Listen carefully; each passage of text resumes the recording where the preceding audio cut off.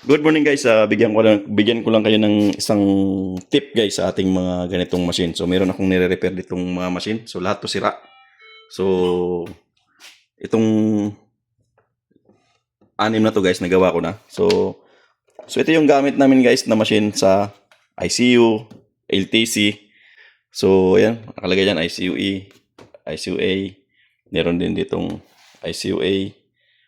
Meron din ditong LTC, ICUD. So, lahat to guys is gamit to sa mga ICU at saka LTC. So, sila yung karamihan gumagamit nito sa mga ganito. Bihira to sa mga ward. So, ICU, LTC lang to sa pang long-term care guys. So, ito yung aming ginagamit, ang Apex Domus 3. So, ito yung ating air mattress pump. So, siguro naman alam na natin kung saan ginagamit to. So, ginagamit natin to sa ating mga bed. So, lalo na sa mga pasyente na medyo may mga bed sore. So, ito yung panglaban nila. So, yun yung ginagamit namin pang ano ng requirements ng aming requirements sa Aramco namin guys na gumamit ng pang bed sore na air mattress pump. So, ito yung nire-recommend nila. Domus 3. So, matagal na rin to. 2001 to namin na-acquire tong iba. Yung iba naman so, 2020. So, ito yung aming ginagamit noong 2009. So, ito common issue nito guys is yung pump. So, yung motor. So, dati yung mga ibang brands namin, pag motor na ang sira, tinatapon na nila, discard na agad to. So, actually, discard na nga to. Ito sa ibang bansa. So, discard na yan, kinuha ko lang. So, kasi may technique kasi ito guys na magagawa mo yung motor. Ito nga ginagawa ko yung mga motor na to. Ito. So ito yung motor ng pump na to. Compressor lang naman to guys eh. Yung pump lang naman to. Ito yung ganitong pump niya. Oh. So itong pump na to nagagawa natin to guys. Unless na lang na tulad nito na nabasag yung ating yung pinaka-holder ng ano natin, magnetic na yan. So ito hindi na to ma-repair kasi basag na. So idikit mo yan pag magba-vibrate yan. Babasag naman ulit yan. So sa mga ganito, pwede mo nang i-discard, tapon mo na. Kasi nga, ito guys, hindi ka makakabili ng motor dito sa amin. So hindi kami makaka-request ng motor lang. So buong unit. Kasama yung kanyang mattress. So kahit mumurahin lang tong machine ito, napakarami sa amin to eh. Kasi lahat ng bed merong ganito sa mga ICU at saka long-term care namin. So meron kaming 150 bed capacity. So nag-increase na nga kami, nasa 260 na yata. Pero yung ganitong unit namin nasa mga ano to, nasa mga more than 100 na ganitong ano, kasi nga kasama din yung sa CCU namin, Catlab sa CCU. So kailangan din namin ng ganito na meron ding mga air mattress doon sa kanilang mga bed. So napaka useful nitong machine na to guys sa mga may mga bed sore na equipment. So itong anim na yan, na-repair ko na yan. Ni-repair ko lang yung motor niyan guys. So papakita ko sa inyo yung diferensya. Yan, ito sira pa to. So yan, on natin. Yung mga maiingay. Dapat yan, pag naka-alternating yan, pag tinakpan mo yung butas dito guys, yan, wala sang pressure, di ba? Salam! So ito yun guys. May dumating lang akong bisita. So naputol. So yan, pag tinakpan mo kasi yan, yung butas na yan, dapat yan, itong ilaw na to, iilaw yung normal na yan kasi naka-alternating ako. So naka-maximum alternating. So ito sira tong pump na to, mahina yung pump niya. Ganito rin yung isa. Ayan. Maingay, wala rin sang pressure. So naka-maximum na siya. Meron siya pero mahina, you know? Ayan. Tingnan mo itong na-repair ko guys. Ito na-repair ko na to. Yan. Yan o. Pag tinakpan ko yung ano niya, pump dito. Ayan. Iilaw yung normal na green. Ayan. Yan yung goods na goods yung ating pump. Yan. Pag tinakpan mo, pag naka-alternating settings ka, iilaw dapat yung normal pressure. So meaning ito okay pa yung pressure nito. So ito bubuksan to natin guys yung isa. Pakita ko sa inyo kung paano natin i-repair yung ganitong issue. So napaka-simple lang to kaysa itapon nyo. So sayang. Kung pwede pa naman natin i-repair yung ating kung pwede pa natin i-repair yung ating motor. Yung pump.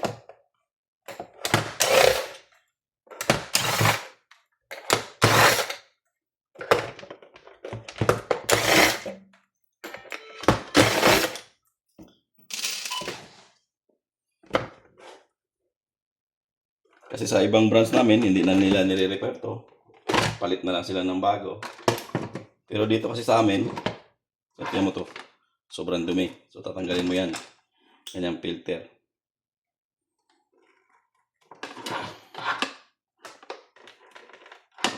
So kung may pampalit ka, palitan mo na lang. Pero pag wala kang pampalit guys, naninikit na. Oh. Pag wala kang pampalit, pwede mong hugasan lang yan. Kaya ako, huhugasan ko lang yan kasi wala akong pampalit. So ayan guys, tingnan natin yung pump niya. Ayan mo guys. Wala siyang pressure. So ayan. Wala siyang pressure. So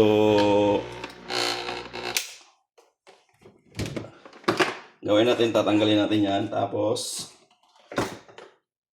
tanggalin natin tong cover ng takip ng ating pump. Bubuksan mo yung pump.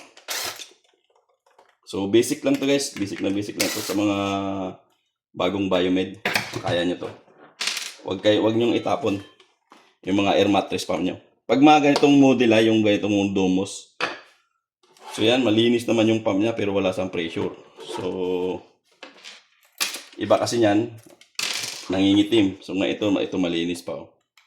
So tanggalin mo yung screw sa gitna. Yan. Tapos tatanggalin mo tong nasa gitnang pump. Yan. Yan. So, tatanggalin mo to guys. Ngayon bubuksan natin yan. So pag binuksan mo natin yan, nakadikit to. Linisin mo yung loob nito guys. Kasi yung flapper nito guys natatanggal. So may flapper sa loob to, yung parang rubber. Yan. Tuklapin mo lang to. So, yan. Matutuklap mo na yan. So ayan o. Ayan guys, kung nakita mo, natanggal yung kanyang flapper siya, no? Sa loob. Yung kanyang plastic at saka yung kanyang cover na itim, no? Tanggal yan guys. Yan. Pag ano mo yan, yung ano yan, ayun, dapat yan, hindi yan tanggal. Nakadito yan sa loob at saka yung flapper. Yung flapper niya na plastic, ayun, humiwalay na, yan. Ito yung flapper niya guys, ayan. So ito napaka-importanting flapper yan. Yun yung nagpo-produce ng pressure. So gagawin mo lang dyan, linisin mo lang ng alcohol. Ito. Kasi maitim na. Linisin mo lang yan, yung flapper na yan. Ayan. Tanggalan mo lang ng mga carbon-carbon. So ito rin. So malinis pa naman.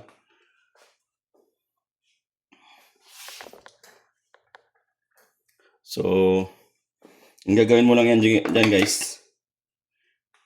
Ito linisin mo rin yan. Ayan. Ngayon, pag nalinis na, ibalik lang natin yung ano niya.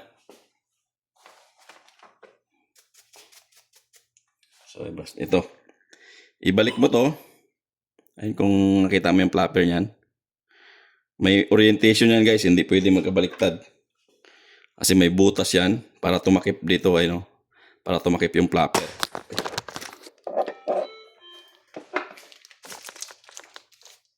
Laglag yung aking ano guys.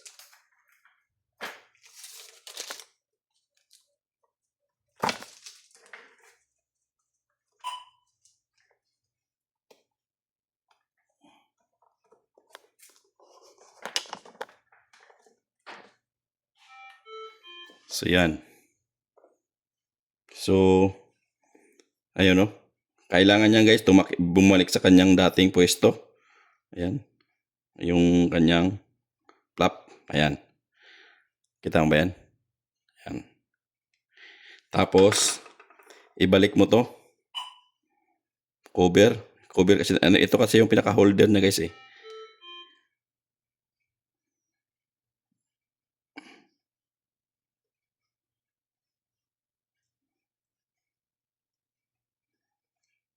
May orientation din yan guys. Ayan o. Ayan. Ayan o. So yan guys, pagka naidikit mo na, nailagay mo na yan, yung plus na yung rubber niya, tsaka yan, lagyan mo lang patakan mo lang ng super glue. Glue guys. Kasi para hindi siya matanggal ulit. Ayan. Patakan mo lang ng konting glue. Yan lang yung sikreto niyan.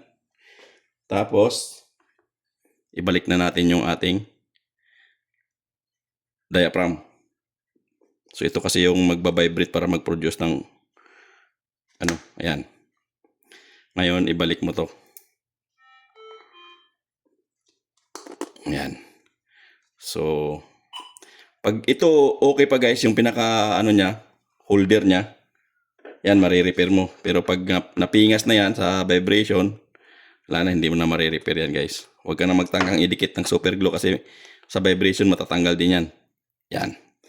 Saka ito, pagkatapos mong ilagay yung kanyang screw, patakan mo rin ng glue para hindi siya matanggal sa vibration.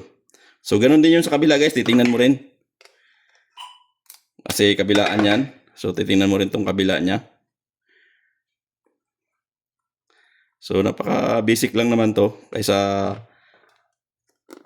itapon nyo lang yung inyong air mattress pump. So, sayang. So, nare-repair itong mga ganitong air mattress pump.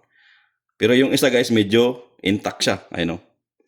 Intact yung kanyang flapper. Hindi siya natatanggal. So, ang gagawin mo lang naman yan, lilinisin mo lang din guys para sure ka na kasi nagka-carbon na siya eh. Ayun o. Pag nakita mo yan, nagka-carbonize na rin. So, linisin mo lang ng yan, alcohol swab para matanggal yung kanyang guys, kanyang carbon-carbon sa loob yan. Ayun o. So, ito intact pa. So, ang gagawin mo lang dyan guys, para hindi matanggal, patakan mo ng super glue. Para nakadikit. Ayun, pag napatakan mo na yan, balik mo na to. So, karamihan guys sa mga ganito, kabilang side lang yung natatanggal. Nagkaroon ng problema. Kasi pag nagkaroon ng problema yung kabila, maingay na yan. Parang saka wala ka ng pressure mga makukuha. So, halos yung lahat ng ginawa ko dyan na 6, ganito ang issue. Isang side lang yung nagkaroon ng problema. Kasi nga, pag isang side nito mawala yung flapper niya, wala ka ng pressure na i-out dyan sa niya, output. So, dito yung out niya eh. Ito. So, wala ka nang ilalabas ng pressure dyan. So, yan. Tapos, lagyan mo rin ng konting super glue para hindi matatanggal pag nag-vibrate.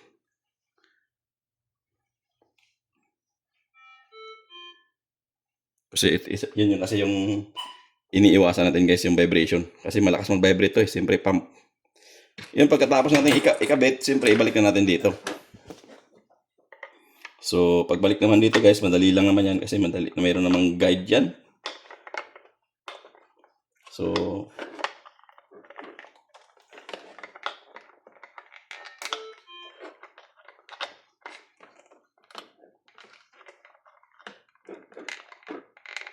kailangan swak sa guide dyan kasi mayroon siyang guide dito.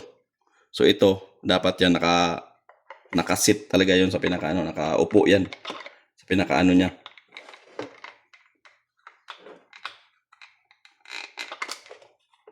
Para yung balance ng magnet, kasi ito yung magnet, ito naman yung coil. Para hindi siya magkaroon ng problema. Yan. Kasi pag hindi rin balance yung pagkabalik mo guys nitong ating motor ay coil, yung pinaka diaphragm valve niya,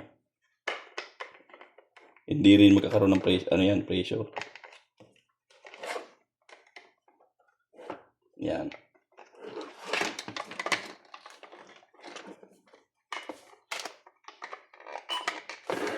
Kailangan nakaupo ng maayos to eh.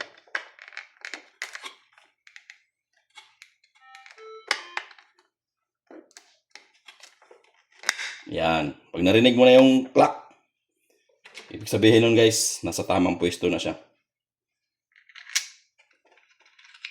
na tamang pwesto na, saka mo sa ikakabit ng